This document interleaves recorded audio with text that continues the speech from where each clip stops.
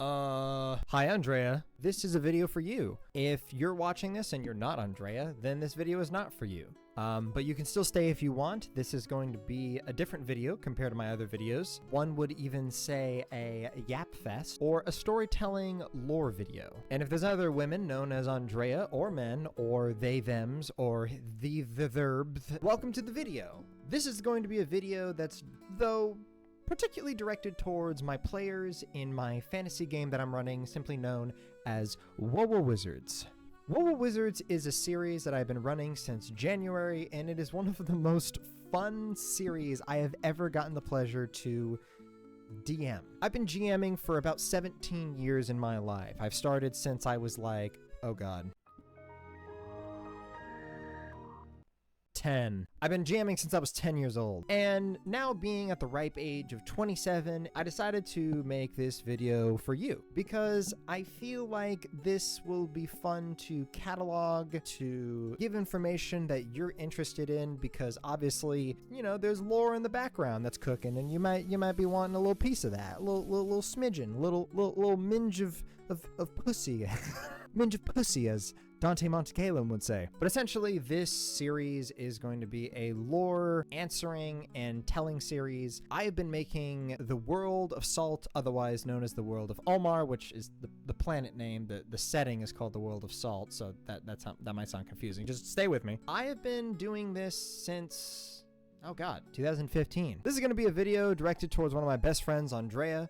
She's currently playing in a tabletop game that I've been running since like January. Series that takes place of a bunch of characters simply known as Ricky Shadowbrook, Sora Evergreen, and Dante Montecalum. And now that we are in the land of Ketterfelts, or simply known as the land of love and war, or the land of many bastards by other people, you probably have a lot of questions. So this video is for you to give you a genuine outline of the world. There's a lot of places to discuss, but I think if we're gonna do this, we're gonna have to do this right. BlackRock style, baby. This video is just going to be discussing the genuine feel about the world of Salt. The many different aspects going on in your game, as well as other places in the world. But essentially, we are going to talk about lore in two ways. We're going to be talking about it in the lore of the realm. The second is going to be the more educated version. This video is for you to basically tell me what you're interested in. I can talk about anything from characters to historical events to countries, really whatever you're interested in. I love telling stories, I love creating, I love making lore for a fantasy genre that I love, and I want to share it with you. And if you're watching this too and you're interested, please like. I know this is gonna sound cringe as shit, but leave a like, maybe share the video around with some other crazy like fantasy creators.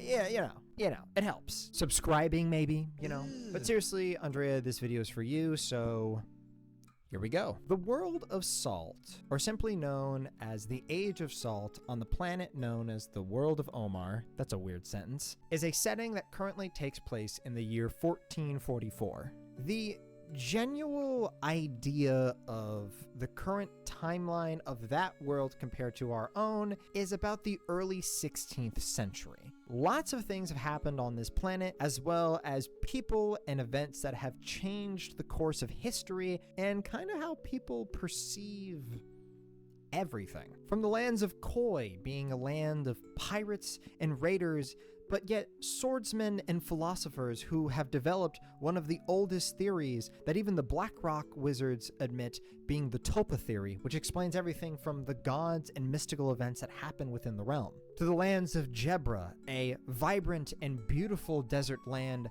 home to one of the oldest cultures, having one of the saddest falls from graces of their prince Ram, who has now been exiled by his own cousin and to become an emperor of a far-off land, a forgotten land in the southwest of the world, harboring an alien fauna that seems to host the Black Empire or the Omjiri Empire, a land of bat-like, troll-like creatures known as Brolls that have been existing since the dawn of time. From the Starfallen Zindarin, a group of magically gifted aliens that have emerged from the south and have slowly begun to develop a new nation for themselves, despite coming from a realm that is nothing like the planet. We have the War of the Blades that took place between the Gibraltar states and the Vilcan Empire of Drun. A war that was so catastrophic that it literally set forth a timeline for what would be known as the Age of Salt itself.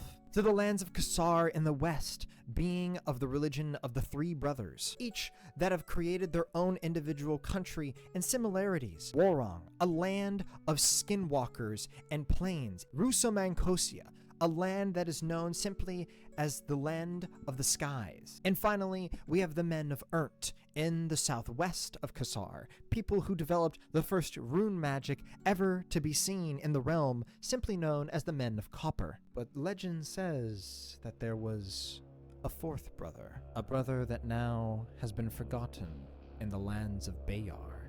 Far into the mountains of that realm, there is a spiral valley that leads to a dark dungeon, a sewers of some kind that houses an evil older than the planet itself. Oh yeah, and there's like it's kind of like a minor thing, but like there's also like a secret society of like wizards known as the Black Rock Society. It kind of doesn't really, you probably wouldn't be interested in it because you're playing it right now, but like essentially like there's like this castle that's like floating like above Omar and like kind of floats along the equator, and it can kind of like move around too, but like slowly. Essentially like the castle's like the size of a city, and you know there's like these Black Rock wizards that like go to the planet using like this crystalline magic that is like influenced like a lot of people and a lot of their religions, and they kind of like disguise themselves as like what they look like, you know. So like if they're dark skinned, they usually go to Versera. If they're like light skinned, they go to Kel'Thuzad. You know, they kind of do like simple stuff. It's not really that much. They kind of like, you know, gather resources, study magic, study people, disrupt the government, create new faiths to battle other faiths, create miracles to kind of trick people into continually believing in these faiths and stuff like that. Oh, and they like also like kidnap children to like boost up their numbers, because like Black Rock wizards can't actually like really produce because they have something called like a Veerd. It's kind of dumb. It's just like kind of like every person is like born with this like third eye that can like perceive beyond their dimension, and they can kind of control magic much better than like the four houses that actually like fought against them long ago in like a magical war known as like the Mage War. Kind of stupid. These four houses were like Golem Thorn, like, oh god, I don't even remember, like Phoenix Fire, fucking like, oh, what is it, like Wyvern Glade, and finally like I think like Serpent Moon or something like that. Each of like the magical schools like help out like multiple countries, and like they like intake people, and like they even are like they're like these own cities basically like revolve around these schools, because like, you know, magic is like super important and like literally changes the courses of warfare and like medical research and like, you know, all that stuff. It's boring. It's boring. But what's really interesting is also the characters that I've developed in this world that you've heard about, but maybe you want to hear a little bit more. Maybe. First, we have the obvious that you know, which is Theodore Evergreen. Theodore Evergreen was one of the greatest wizards of Kel'Thuzad and of Buckland. He was essentially the person to help develop the four magical houses and, of course, the Black Rock Society. He was a grand herbalist, an inventor of alchemy, simply a guide that helped the king, Buck, and many others of his descendancy lead. You know, Evergreen, you know, he's a pretty cool guy.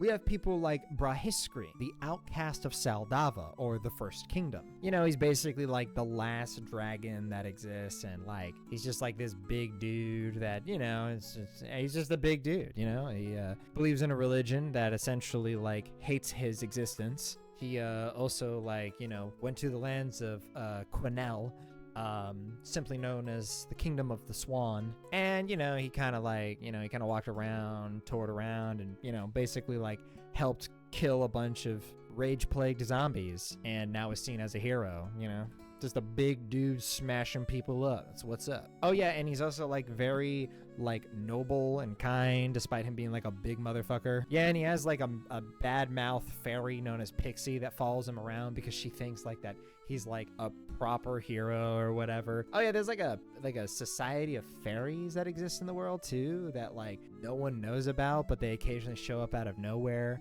and they kind of help people become like great heroes to help out like some great event that's gonna happen. It's boring shit. And as you know, of course, we have people like Logar Maneth, the barbarian, helping out Gabriella Saltspite, the adopted daughter of...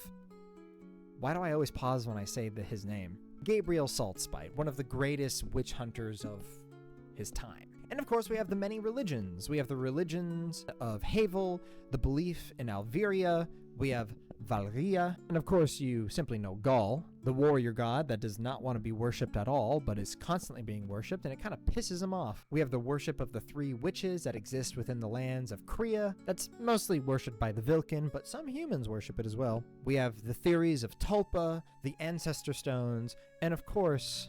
the Omajiri. Yeah, so as you can tell, there's like a lot of shit that we can talk about. So really, it just depends what you want. What would you like me to talk about? What would you like me to yap about? Give you kind of like a, you know, a genuine like talk about the lore and shit like that. I'll make it interesting, I promise. I promise. I hope you, I mean, you know it. But for those that are new to this and new to me yapping about storytelling, you probably think, well, is it gonna be good?